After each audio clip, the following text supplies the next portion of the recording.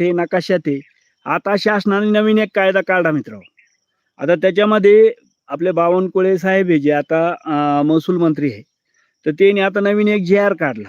त्याच्यामध्ये काय सांगितलं, की बुवा ज्यांनी शेतकऱ्याचा रस्ता अडवला असेल किंवा रस्त्यावर अतिक्रम केलं असेल, तर त्या लोकांचं म्हणजे त्यांना आधी 7 दिवस आधी तहसीलदार, तलाठीकडून नोटीस येते.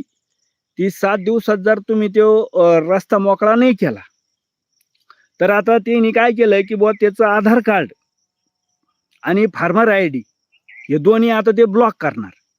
आणि हे जर ब्लॉक झालं, तर आपल्याला पीएमचे किसानचे येणारे पैसे म्हणा, तुमची गारपीट म्हणा, अतिवृष्टीचे पैसे म्हणा, म्हणजे कोणत्याही योजनेचा तुम्हाला लाभ घेता येणार नाही इथून पुढं. ही गोष्ट आता त्यांनी त्याचं जी-आर काढलेला आहे. आता तुम्ही जर तुमचं तसं असेल अनिल भाऊ आणि रस्ता समस्तपणानं आधी विचारून बघा काय अडचण आहे आणि जर तसं असेल